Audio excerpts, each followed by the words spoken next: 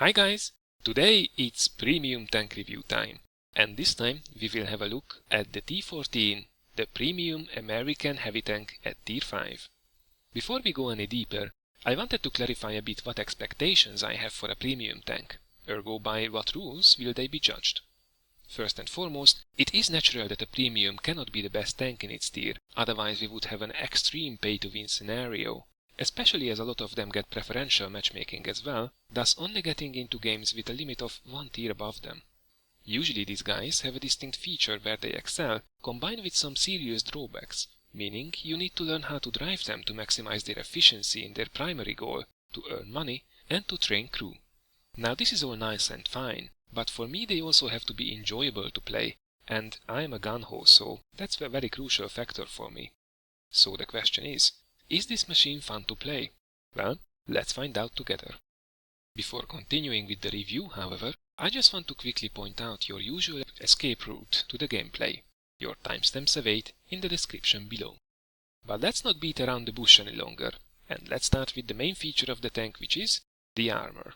It has on paper 50mm of armor on the hull all around, but thanks to the sloping in the front, the lower glazes are more around 100mm of effective thickness, and the upper side is as well around 70 to 80mm.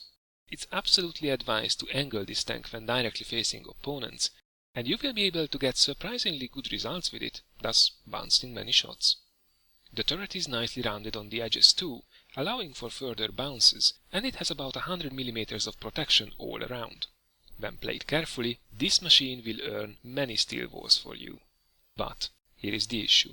You have to be very careful to choose your opponents, as you are mostly effective against mediums and lights. Heavies can give you a lot of trouble, however, already in your own tier as well, as they can penetrate your armor quite reliably if they avoid shooting at the rounded edges and at the most thick parts, unless of course you position yourself absolutely perfectly. And not to say tier 6s, which tanks will eat you for breakfast most of the time. Pretty much the only heavy tank in tier 5 and tier 6 that has a hard time getting through this armor is another T14. And that ties in nicely with my main issue with this tank, the peashooter they call a gun on this thing. It takes the American heavy tank gun approach in its tier, as it is a relatively fast firing, relatively low damage gun.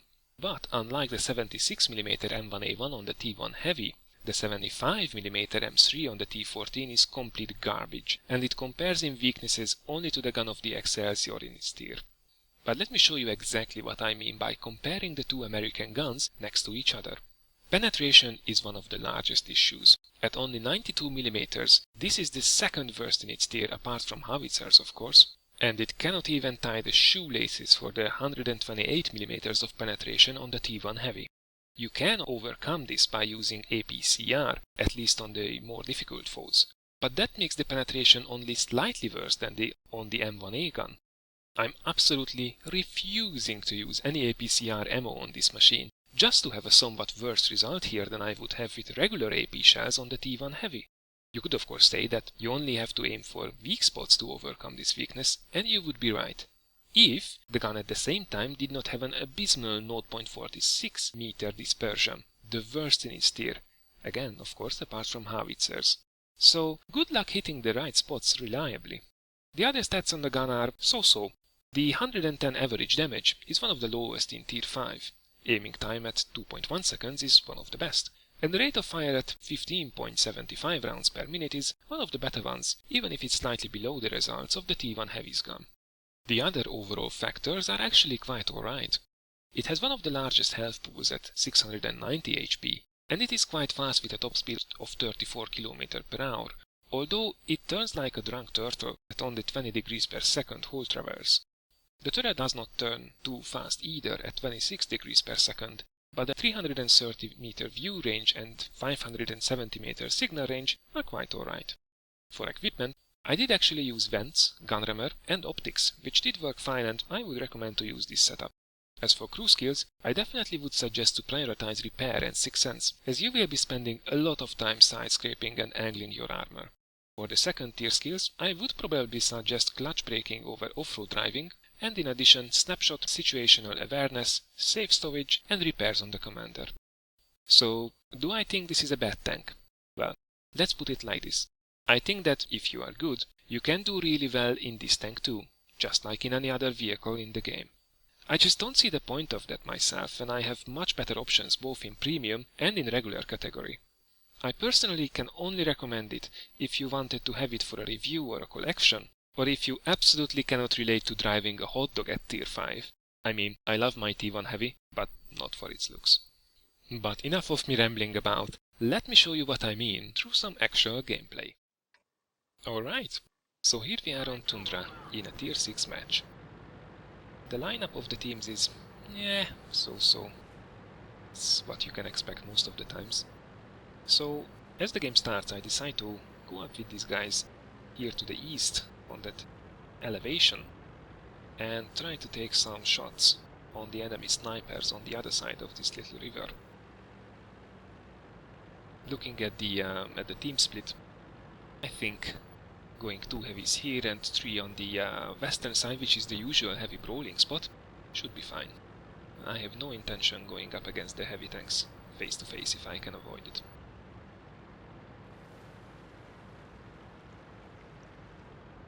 In a tier 6 match, driving T14, I more put myself in a supporting role. Of course, if I see a tier 5 enemy or some lights and mediums, I can definitely go and be aggressive on them, but you have to know your limits.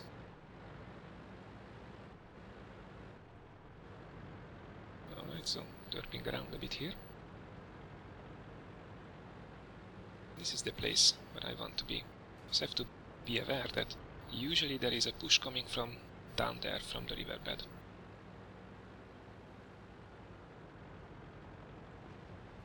But first, these guys on the other side should keep us busy.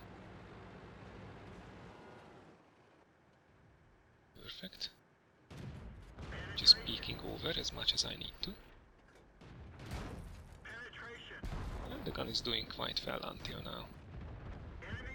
You see how wide it went? Luckily it still did hit. It's really far from being accurate. And you definitely have to wait it for the aiming circle to be as small as possible. In the meantime, KV1 just arrived, but he's alone and the others are taking care of him, so I don't worry about it too much. Oops, that seems ugly. So definitely keeping an eye on the map there, but this Churchill is just so tempting. You see, that's why you have to aim. Okay, so KV has been taken care of. No issues here, now we can just beat on this poor Churchill from the side. And from the side, even a T14 has no issues penetrating that guy. Right, 2 more heavies under the bridge, in the riverbed. And yeah, this is something I should not really be doing. From this distance, an angled VK with the T14's gun, I'm really lucky to get a penetrating shot there, but everything else bounces. And to be frank, as I said, you have to know your limits, and that's definitely over the limit for this tank. You should not even be wasting your time and your shots here. Instead, I should be moving and getting closer to targets where I can actually hope to penetrate them. And in the meantime, if you look at the map, M6 has been sneaking up on the west, and he started capping, which is probably not the best idea. He had a really good way, so he could have reinforced the other heavies, or did try to attack us from behind. But now he's capping, so of course all the others are coming back and aiming at him, which, as we will see in a second, brings the results we wanted to have.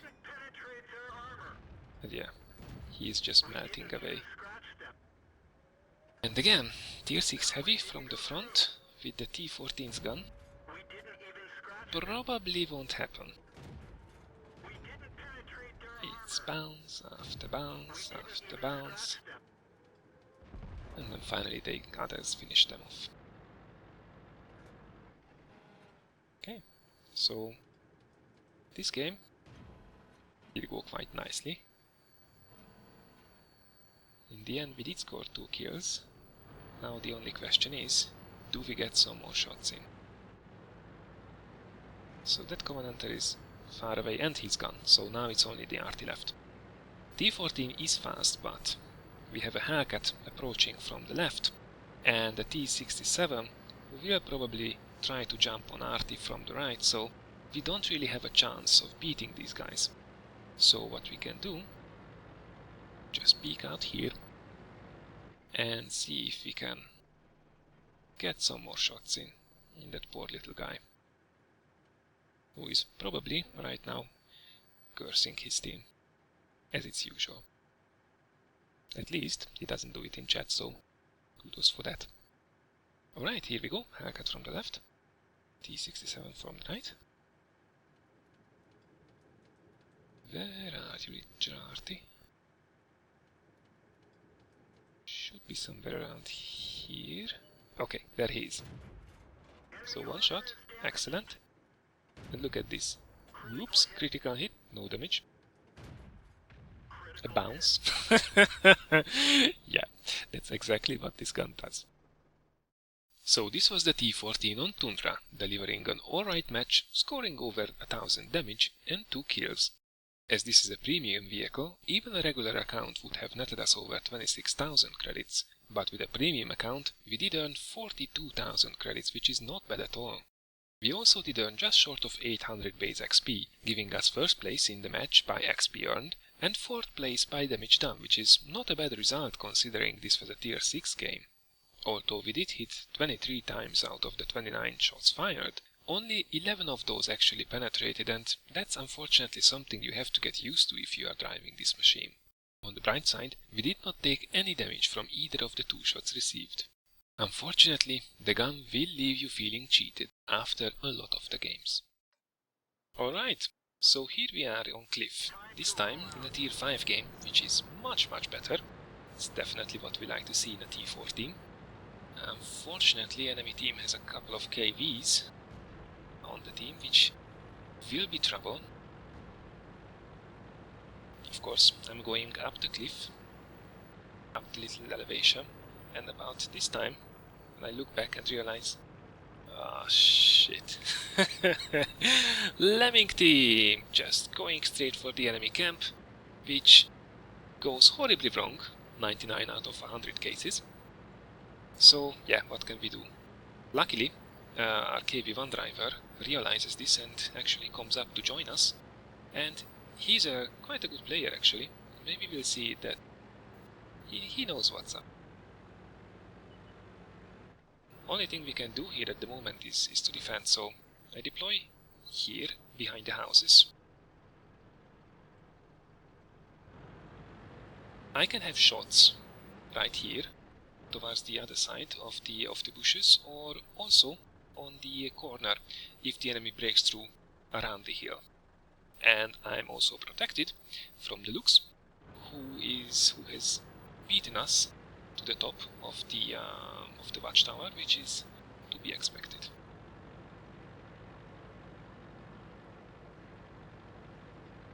So now that reinforcements are here, I try to go ahead,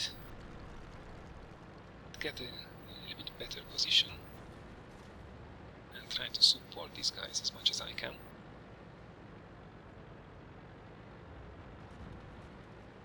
No enemy push directly from the other side, because it seems our teams are equally awful, and a lot of the enemy team did go also on the one line towards the team, and they are just kicking our team's ass like nobody's business. Ooh, Matilda, side shot, bounce, perfect, and another one, but we bounce as well, so at least. And this is looking really ugly. We are losing 7-3, it's awful. Heavies here to back us up. Ooh, they are coming around the hill. So hopefully the DW2 can hold them off a little bit longer while we try to get some shots into this Matilda. We bounce again. And finally we score a hit. Well, okay, to be frank, Matilda is a really tough nut. Even bigger guns have problems penetrating it. Someone shooting at us. Enemy KV-1. And we are here in a really bad spot. We have to get out of here and fast. Now this is actually coming from above. M4. Cheeky little bugger. Pushing his luck. But luckily he overextends a lot, and right now both KV-1 and us are focusing on him. We did manage to score a hit, and then KV-1 finishes him off. Now Panzer 2G comes from the other side, completely alone and wounded. Perfect plan. Mr. Rommel, personally. Ooh, there is Lux. Come on. Yeah, that's the accuracy. But, I'm sorry, Lux. T14 is tougher than it looks, at least on the armor. At least for you. Oh, a bit of a lag there. Quite unfortunate. And luckily, got nailed, but here are the others. KV-1 helping our team to catch up really nicely. He's already on 4 kills. He's having an excellent game here. Maybe the stats don't show it, but at least right now he's doing really well. So have to be careful here, because T67 KV-1 there probably will be around somewhere here. Meantime enemy T14 coming up, but he has his eyes focused on our encampment, so right now we try to hunt down this T67. You bugger. And right now I'm trying to stick to this KV-1 and use his gun and his armor to be an effective help in a support role, because let's be honest, he is much more effective in going up against an enemy KV-1 than I am.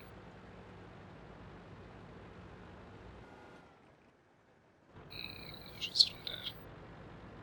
Okay, T67 did withdraw somewhere, and it's 11 to 11, very equal. We can expect a push from here. Probably he did go back and catch up with the KV-1. He did not want to come along, which is clever. So we have to be on the defensive side. They will come, it's almost guaranteed. And apart from that, Marder 38T, which haven't been spotted the entire game. So probably he's camping in the little village. All of them are around here. Ooh, and there we go. T14, come on, come on, come on. Hey! We did manage to penetrate it from the side. Yeah, definitely try to go around the sides of stuff, because you will need all the help you can get. You see, we did hit the edge of the turret, which is quite nicely rounded, and it bounced off, so the edge of the turret is really nice, but if someone with a normal penetration hits it square on, it doesn't help much.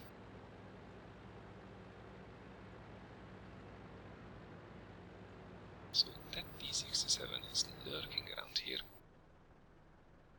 Definitely don't want to be pushing too far ahead. Let him come. And as it's the two of us, he has to choose. And we, both of us, actually quite tough targets for his gun. And we can take some punishment from him.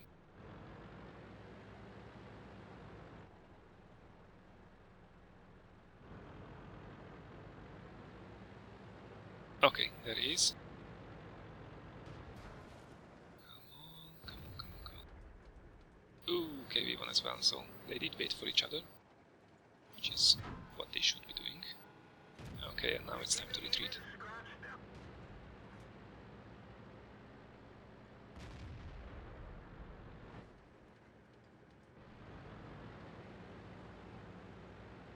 So, this time we could didn't really inflict any damage on each other. So again, just play it carefully. This game pretty much depends on us doing well.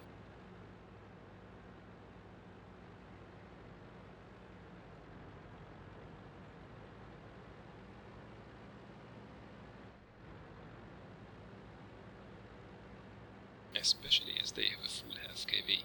At least I think it was. Okay, so T67 trying to be sneaky. Oh yeah, that has no chance. KV1 nails him. Excellent.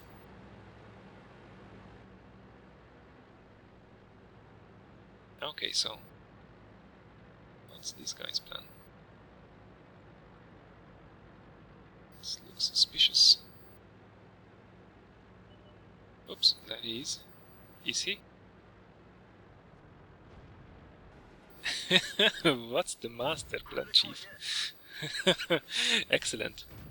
Now you are just... I mean... Oh my god, honestly. That's the worst possible decision he could have made.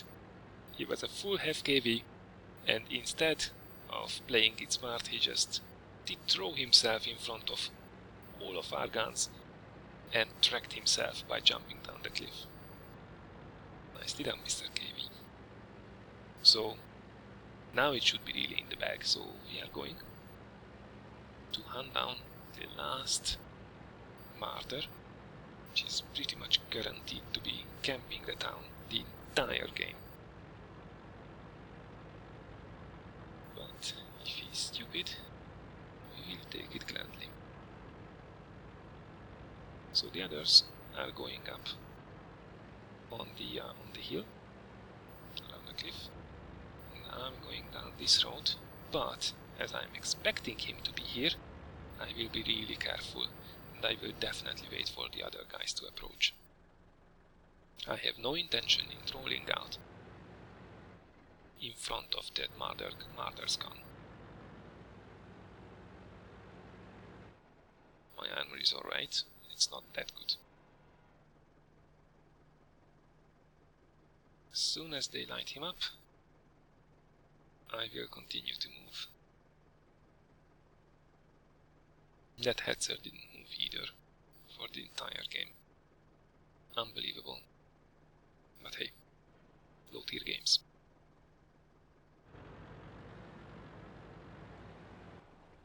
Alright, come on guys, light him up.